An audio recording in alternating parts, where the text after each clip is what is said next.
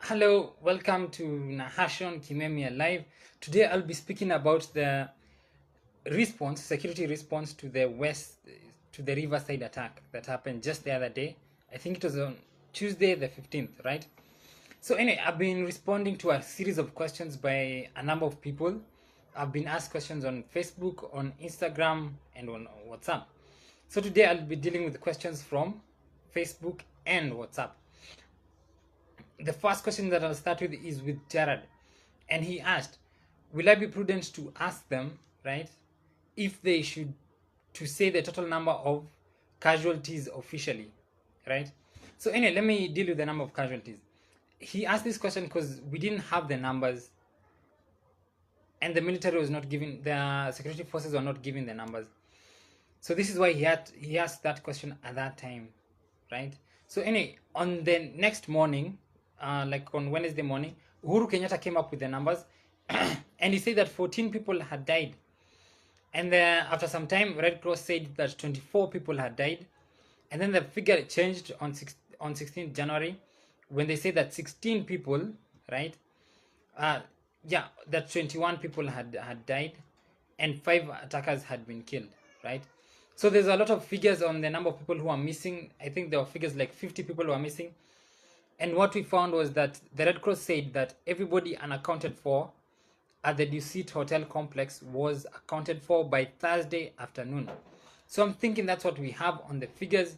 It's pretty now much official. I think it's 21 people. I think we'll stop at that figure, but it might rise. We never know, right? And the secrecy of these figures was the problem because nobody was speaking about it. And that might be a problem going forward because the military and the security forces, they have lied to us before. And like I told a couple of friends today morning, we need civilian oversight over our security forces. But that's not what we're dealing with today. So I think I've answered the question on the total number of casualties officially. And then there was Njeri who asked, why are the victims mostly men? And she found it very disturbing. So I thought that I should tackle this question. Like, let's look at the people who died, right? Like the guys who died from the company called Cellulant. One was Ashford Kuria. He was the head of product development. Another guy was Dennis Mwaniki. He was the head of information security. At Cellulant, everybody at Cellulant. Jeremiah Mbaria was head of hub at Cellulant. John Diritu was quality assurance tester at Cellulant. Kevin Gitonga was the hub engineer at Cellulant. And Wilfred Reithi was the implementation engineer at Cellulant. So all of these guys were men. They also came from one company, which was sad. Imagine a company losing an entire portion of their staff at one go. I think that's very sad for the company, and it shows the impact that a terrorist attack can have not only on individuals and their families, but on companies and their operations. And this is a classic example. So other guys who died, right? James Odor, his nickname was Odu Cobra. I think he played for Sony Sugar FC. I'm not sure, right? Another dude. Abdallah Dahir, right? He worked at Adam Smith Kenyan International. He was a Kenyan. And Faisal Ahmed, right? He was born in Nairobi, employed at Adam Smith International. I'm not sure if he was a Somali national or a Kenyan. But another dude that died, right? There was Luke Potter, African Programs Director at Gatsby Charitable Foundation. He was a Briton. Jason Spindler, he was Managing Director at iDev International. He was an American. So all of these guys were men. And so Njeri's question, right? Like, why are the victims mostly men? It's actually a valid question. Because these are 11 men that I've mentioned out of the 21 that we know that officially, what the official figures that we have for the dead. And even I don't have the rest of the names. Like I think I have one other name. So that will make 12, right? So out of 21. So it means the majority were men. And I think even if we finish the entire figures, we'd find that most of them were men. The lady that I have right now is Bernadette Conjalo. She was the manager at Dusit Hotel. So that's one woman out of the 11 men that I know. And I got this information from BuzzFeed. So anyway, what's up? Why are the possible reasons why men mostly die at such events or at this particular event? And this is what I found. Al-Shabaab, as a terrorist, what they do is that they target the greatest threats first. And mostly those threats are men. So the first is to eliminate the threat that they might encounter, men who might fight back. So they try to eliminate those guys first. And then the cops moved in quickly in this case, right? So I think by the time they moved in, the Al-Shabaab could not get to the women as they had wanted to. Men allow women to escape fast, leaving themselves in danger. So in case you're sitting with a lady, the instinct that hits your head for most men, not all of them, right, is to, if there is an escape route, the women go first. Like in the Titanic, it was women and children who were in the lifeboats first, right? A lot of things about the Titanic, but for that case, men and women first. The class things, I think we'll talk some other time later, right? So that's why you'd actually find in dangerous situations, men would mostly die, and it's expected of them. And if you survive and you're a man and you displayed cowardice, it will eat into you and you'll be viewed differently by society.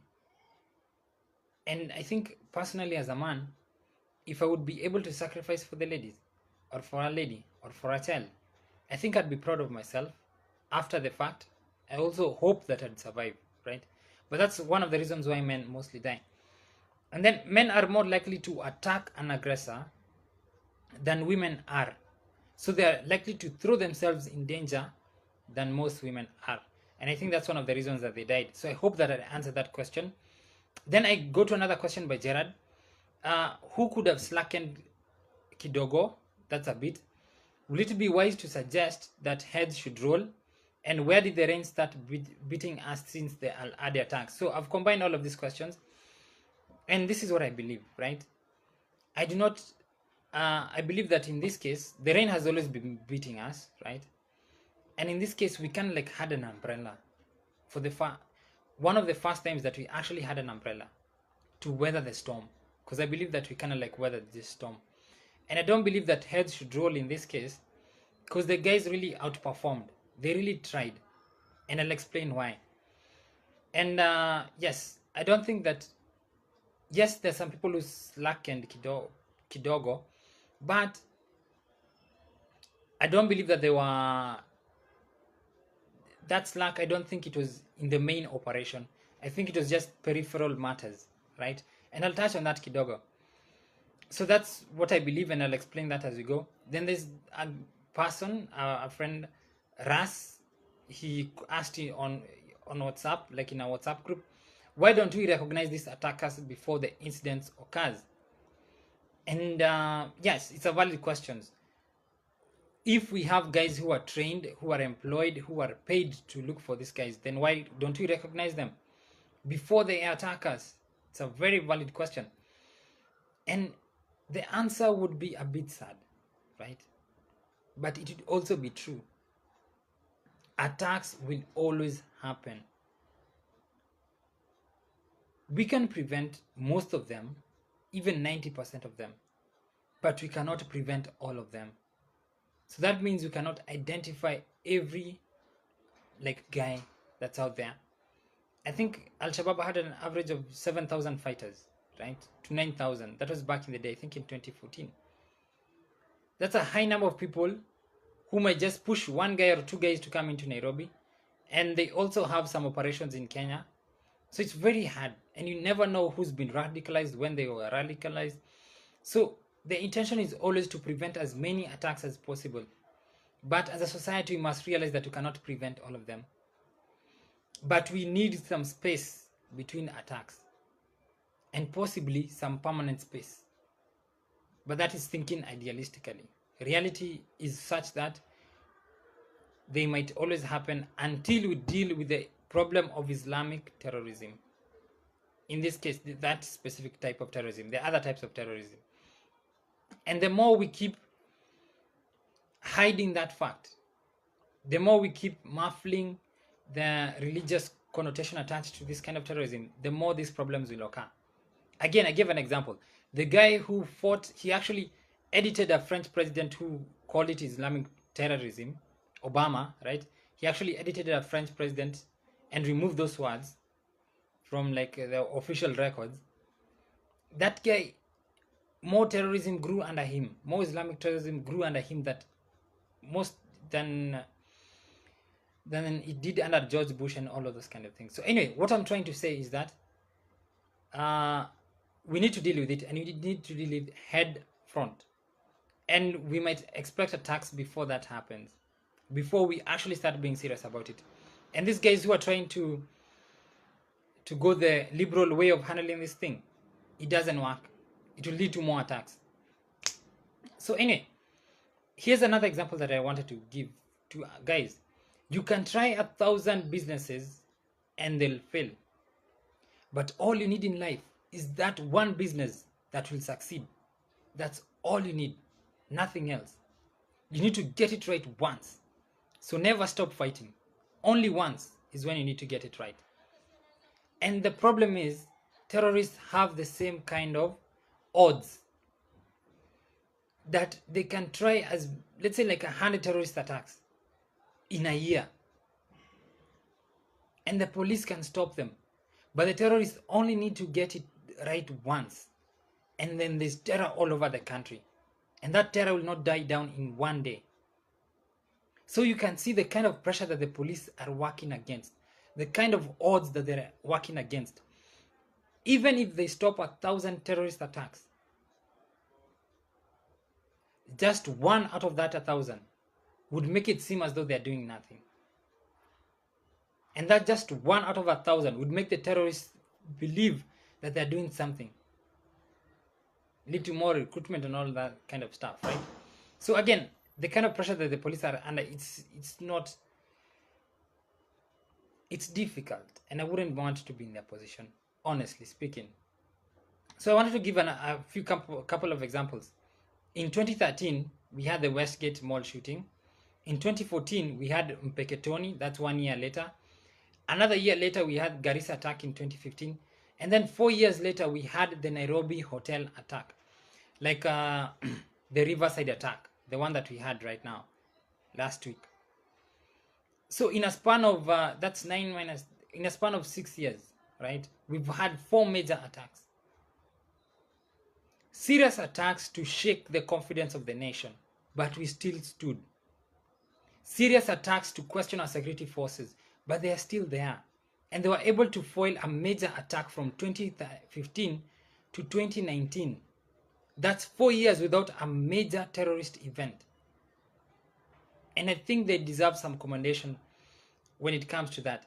And why am I saying this? Let us go to France, right? The West, the developed world. In France, on 23rd March 2018, there was a terror attack. On 12th May 2018, there was a terror attack. On 11th December 2018, there was a terror attack. 3 terror attacks in 1 year in a developed nation, France. The March one, some jogger, he shot at police, he killed 3 people in a supermarket. The 2018 one, it was a knife attack. And we need to be careful about those ones because the terrorists might jump on those ones. So anyway, there was a knife attack, it killed 1 person, injured several. December 2018, there was a gunfire, killed 5, injured 11. So that's France, the developed world, right? 3 attacks in one year. But some might argue, right, that perhaps these attacks were not major attacks. That also in Kenya we had minor attacks. So let's look at the major attacks in France, right? Okay, just to go to 2018, they had 3 incidents. 2017, they had 9 incidents. So which one is more safe? Is it France or Nairobi? Or Kenya? In 2015, the year that we had the Garissa attack, these guys had Charlie Hebdo, the shooting, the journalist who had figures of the Prophet Muhammad. And they shot up that magazine. They killed 17 people. In November 2015, the same year, another major attack. The Eagles of Death concert, they killed 130 people, throwing grenades and shooting at people. So that's 2 major attacks in 1 year. and it was trending all over the world. And in July 2016, what happened? A year after the two attacks in 2015, a vehicle rammed into a crowd at Nice. 86 people died. So in 2 years, France has had two major attacks. 17 people died in the first one. The number increases to 130 people. The number drops to 86 people. So even a developed nation can have repeated attacks. It doesn't mean that the security forces are failing or that things have gone out of hand, that security is no more, right? But it also means that we need to look at something. If they're so frequent, like France has a problem. I think I'll talk about that in future when it comes to integration and all of those things. But you see, in Kenya, we really tried. 2013, 2014, 2015, and then we skip all the way to 2019 for another major attack. And within this period, we have foiled so many of them. In Europe, 2004, Spain had an attack, 192 people died. UK, 2005, London bombings, 56 people died. Belgium, 2016, Brussels bombings, 35 people died. Germany, 2016, 12 people died. So you can actually see 2016 was a very bad year for Europe. Nice attack, 86 people died in France. Belgium, 35 people died, Brussels bombings, right? In Germany, 12 people died, Berlin Christmas market attack. So even Europe is trying to deal with this problem, and it's a big problem. Here's a funny thing, right? I cannot find an incident of Islamic terror in Poland. There are other kinds of terrors that go back to 1906 or that kind of stuff, but there is none of Islamic terror in Poland and most of the eastern regions. And this would give you an idea why the attacks are so many in Europe, in Western Europe, and not in Eastern Europe.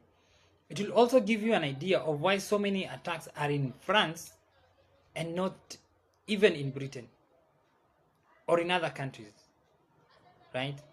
Because there is a problem in France, and the French, they need to deal with it. So anyway, I'm not talking about that today, but I hope that I've answered that question, right? That why don't we recognize these attackers before the incident happens? We can't always recognize them because there are too many, and following them is too hard. So the next best option is to reduce the attacks as much as possible and to recognize as many of them as possible, but you cannot recognize all of them. And to increase that space between attacks as much as possible. So we can see that we're not doing badly when you compare ourselves to Europe, and especially when you compare ourselves to France, because France, in my opinion, is doing terribly. So anyway, was there prior intelligence from NYS? This is Jared asking. Were police informed in advance? So this one I'll be speculative because I don't really have the answers. So this is what I noted. Most of the intelligence of terror attacks usually comes from, NIS, National Intelligence Service, but also from foreign intelligence services, like Mossad from Britain, MI6 from, Mossad from Israel, MI6 from Britain, and let's say the CIA or the FBI from the US. That's where I think we get most of our intelligence about operations in Somalia, because we don't have that kind of technology to listen to their communications and all of those things.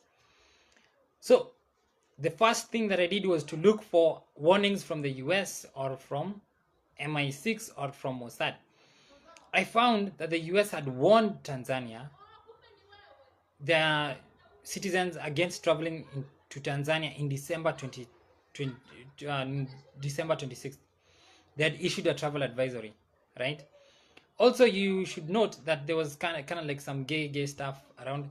So they're warning their citizens that traveling to Tanzania might be problematic for them because of, one, terrorists are looking for foreign targets, especially US citizens. And number two, Tanzania has reports of increasing attacks on people because of their sexual orientation. So that was what the advisory was about. But there was an advisory, and I don't think the US issues advisories if it did not have intelligence. So I believe that there was chatter among terrorists, increasing chatter, right, among terrorists during this time from December. And then the US had warned Kenya of a looming attack. This one was specific of, it was on January 7th when they issued this warning to Kenya.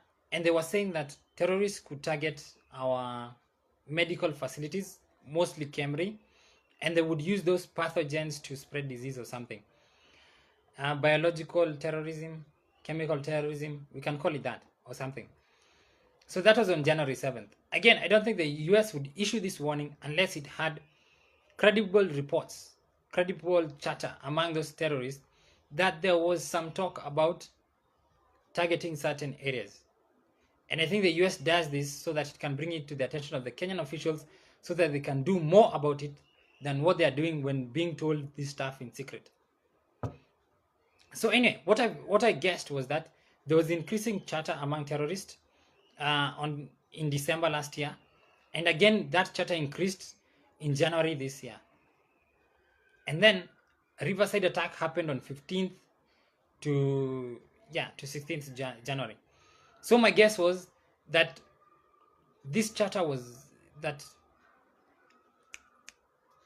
So my guess was that the terrorists, what they were doing was there was an increasing knowledge within the intelligence community that something was about to happen. They didn't know exactly what was supposed to happen. They didn't know exactly when it was supposed to happen. All they knew was that something was bound to happen, because these guys are increasing their communications among each other. And perhaps they are moving targets and they're moving resources. But they didn't know exactly what was happening. So that's what I believe. And I believe that the response by local and foreign security agencies, it shows that they knew that something was happening.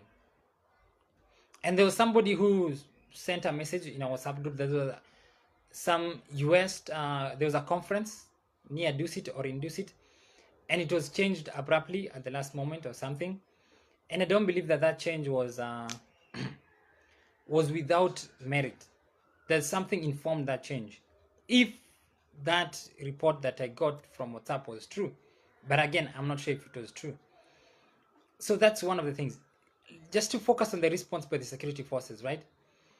The US Navy, okay, from what I got, the media was reporting US Marines, but from other information I got that US Navy SEALs were part of the operation at Riverside at the Dusit Hotel. They were actually one of the first responders there, right?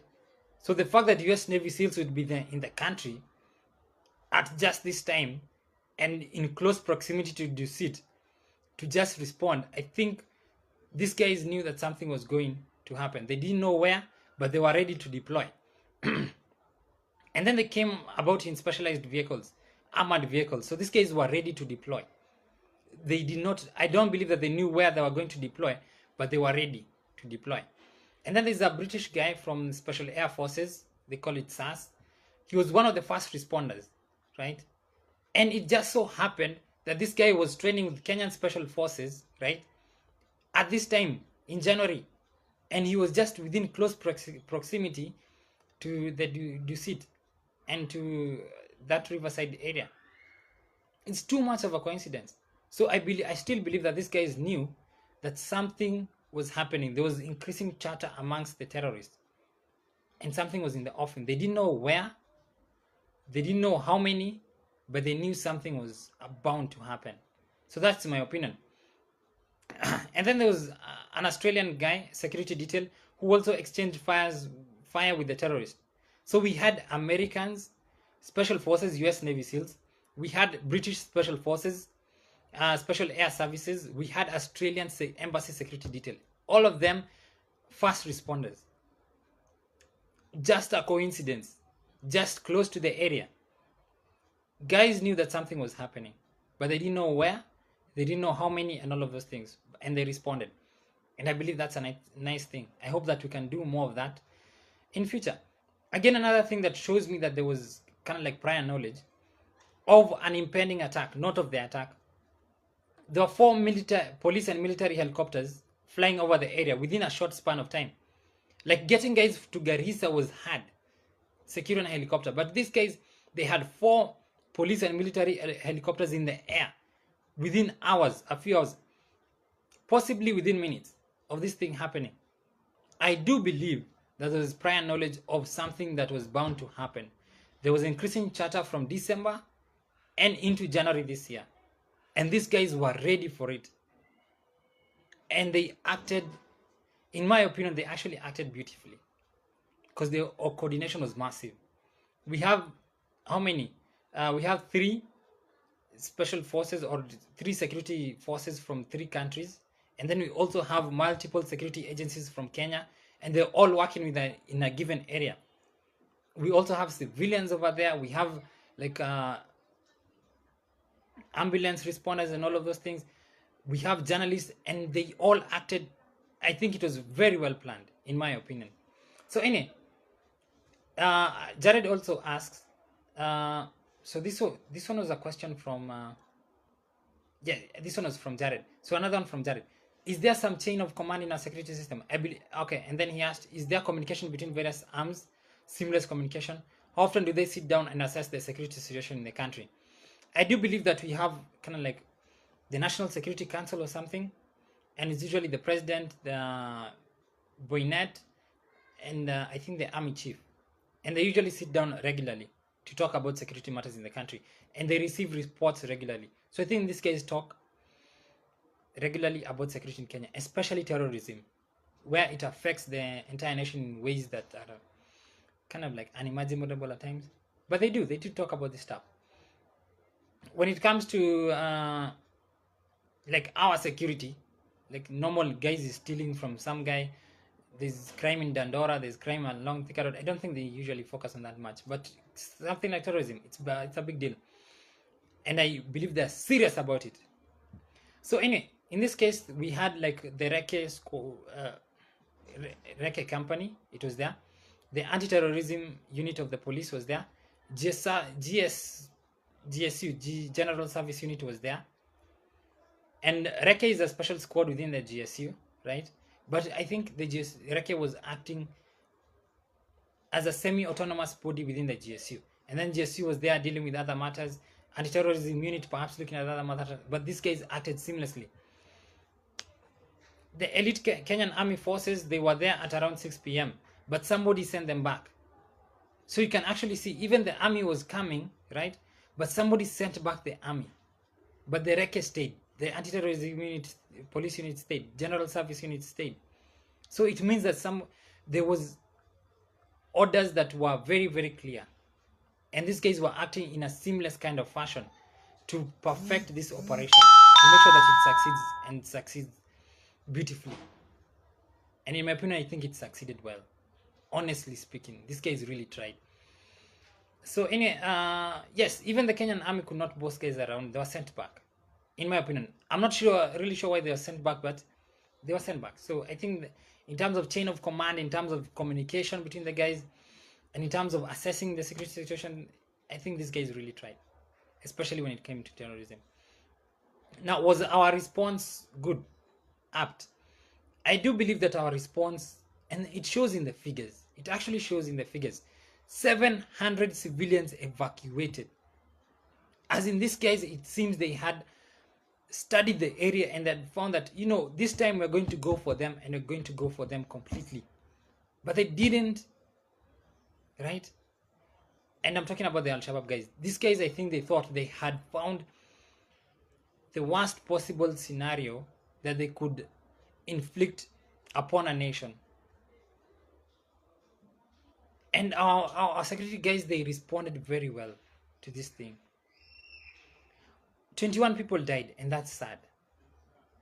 And we should remember them, honor them, and fight that no other person would ever die. At the same time, we should remember that 700 people got evacuated. If this was a war, then this battle would have been won, and we would have won. We won, not the terrorists. Remember that. And all of them died. And they're still continuing operations in Somalia, right, against those terrorists. Again, led by multiple forces from different countries, the US, Kenya, as in we're hitting these guys and we're hitting them hard. Don't forget that, right? So our response, I think it has been beautiful. Could we have done better at some point? Of course, we could have done better. Because when 21, even if one person dies, it means that we could have done better at some point, right? Here's the thing, where the areas I think that we could have done better. Number one, Sonko and Steve Mbogo. You cannot be. These guys were trying. We had security forces from different countries. We had different security agencies within our own country. We had ambulance responders. We had like journalists around. We had onlookers around. And then now we have some emotional people with guns around. Like Steve, what are you doing over there? What do you want to do? You have no training. Get out of there. Real men are working. Same thing goes for Sonko. Let these guys do their job. Stay out of their way. They have no time to assign people to you guys to deal with your emotions. Get out of there. So anyway, those guys, they were just stupid. And they could actually cause more harm than good. Because now you have to watch over this guy who has a firearm. You have to make sure that he has to stay where he's supposed to stay. And ordinary citizens can't do that. So you have to assign an officer to them. And they believe that they are on top of everybody. So now you have to assign other officers who should be leading that operation over to those guys. It's a very stupid kind of move. Anyway, controlling the area, I think we could have done more. Like controlling the journalists who are there, controlling the onlookers and all of those things. I think we could have done more to cordon the area. And I think when it comes to analyzing the charter, like I said, I believe that there was more charter in December and in January. Like analyzing that charter, perhaps we could do more, perhaps increase the investments that we have on those kinds of technology and all of those things, right? So that's the area I think we could have done more. In terms of response, when you improve the charter, then you'd actually know where they're going, and then you'd know the numbers, you'd know the weapons that they have, and then now you'd counter attack, or you'd prevent that attack. So in that case, you'd prevent lives. But in terms of the execution of the operation, I think it was executed as best as was possible, in my opinion. I think it was world class, honestly speaking. The only guys who perhaps who could have done better was Mossad. But then I'm only saying that because, yeah, Mossad, everybody knows that they're no joke. Anyway, why do Kenyan politicians fund and support the gangs? This was, again, another person called Ras who was asking from WhatsApp.